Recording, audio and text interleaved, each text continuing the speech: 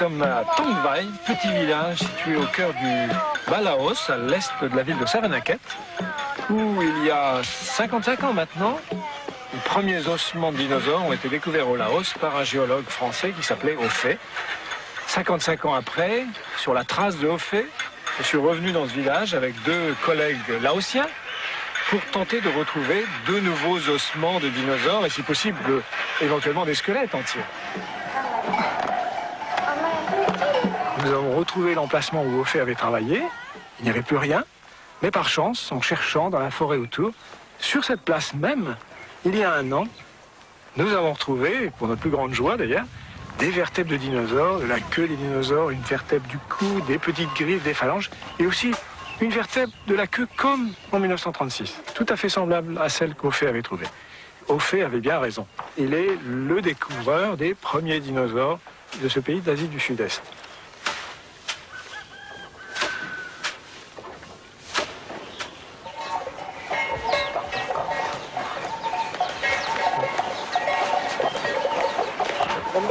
Bonjour.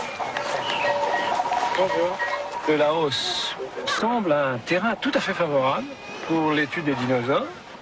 Peu de gens sont venus chercher des dinosaures, à part Hoffet, et maintenant nous. En réalité, nous sommes au cœur d'un bassin sédimentaire constitué de dépôts de grès qui se sont déposés il y a 100, 110 millions d'années sur une immense surface et sur des dizaines de kilomètres carrés.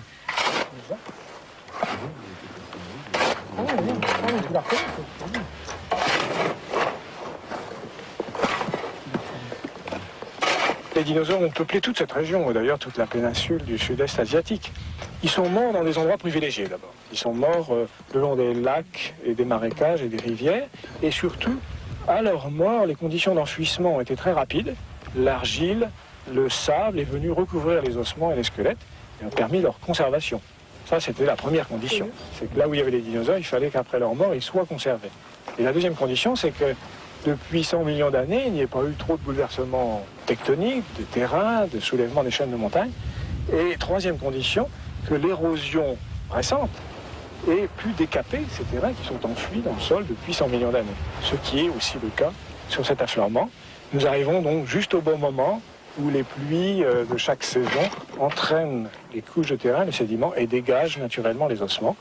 Je dirais, il n'y a plus qu'à se baisser pour les ramasser. C'est pas tout à fait vrai. Il faut se transformer en cantonnier, creuser, pour essayer de trouver nos squelettes, et nos squelettes entiers.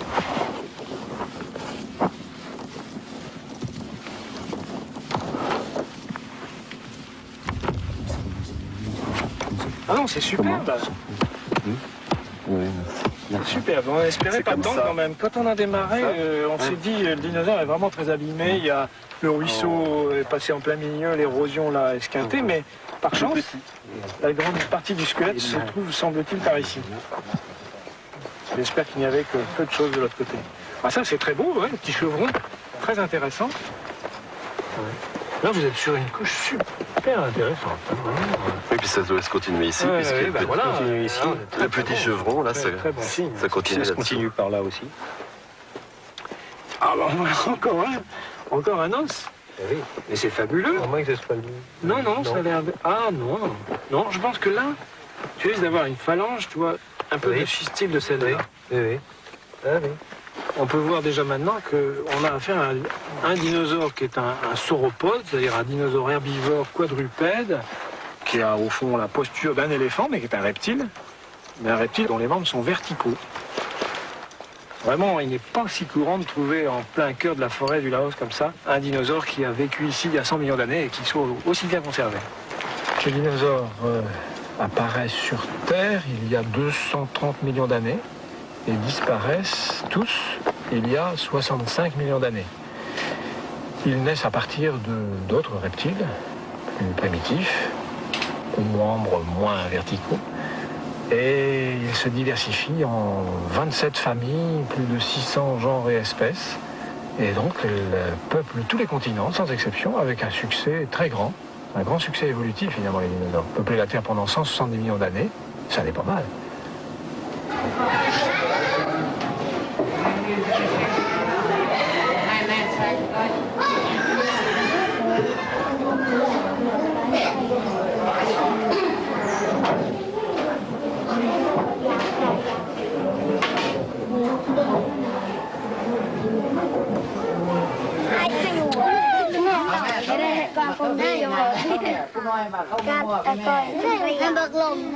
Dans notre métier, oui, nous venons nouer des fils, les fils de l'histoire géologique, l'histoire de la Terre, ce qui s'est passé ici il y a 100 millions d'années, avec l'histoire des habitants d'aujourd'hui. Et la rencontre des deux histoires crée un choc, évidemment.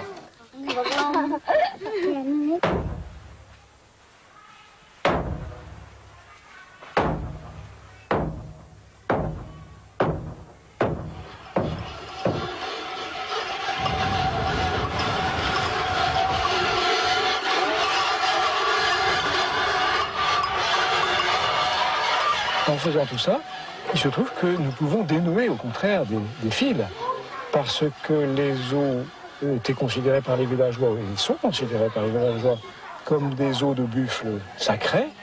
En venant expliquer qu'il s'agit de dinosaures et non pas de buffles sacrés, nous, évidemment, nous venons un peu dénouer la quiétude, le déroulement traditionnel, immuable de l'histoire et des mythes de ces villageois.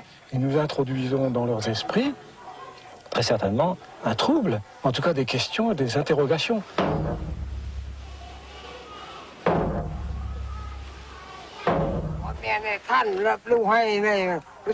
Ces buffles sacrés sont très importants puisqu'ils tirent chaque matin le char du soleil dans le ciel. Et donc, pour apaiser les esprits, nous avons offert un sacrifice.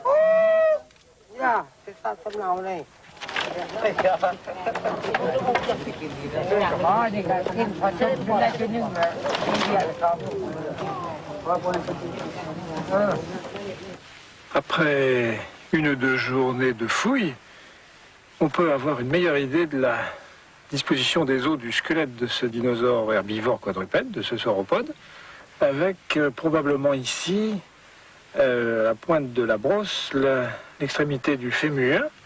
Et puis ces deux gros os allongés qui sont l'un contre l'autre sont probablement le tibia et le péroné. J'ai cru qu'il s'agissait du cubitus, mais les deux extrémités sont élargies.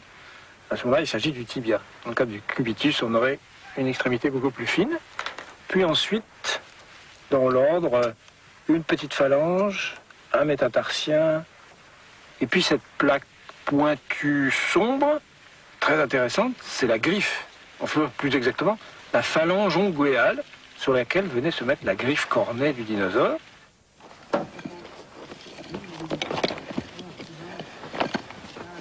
C'est ça, c'est une vertèbre. Une qui s'est basculée comme voilà, ça. Donc là, on va les avoir à la suite. C'est fabuleux. La passion de la recherche, et je pense que tout le monde peut la ressentir assez facilement.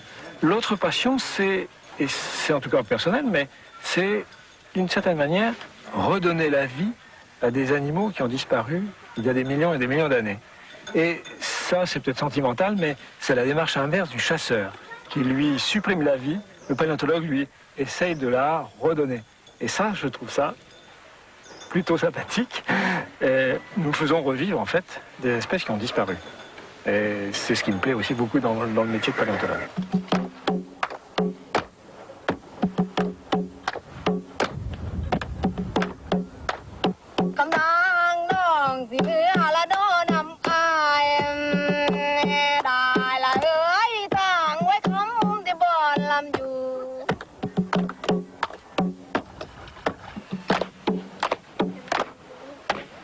Pour être paléontologue, en citant deux proverbes africains, il faut être nomade d'abord, à la manière des Peuls qui vivent dans l'Ouest africain et qui ont un merveilleux proverbe qui dit « poussière aux pieds vaut mieux que poussière au derrière ».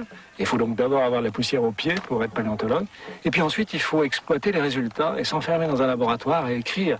Et il faut être alors comme un sédentaire, comme un cultivateur Haoussa du Niger, et qui dit « c'est avec l'eau du corps qu'on tire celle du puits ». Eh bien, il faut transpirer et suer ensuite pour écrire et interpréter et comprendre le monde des dinosaures. Donc être nomade et être sédentaire, voilà un beau métier que je crois très complet.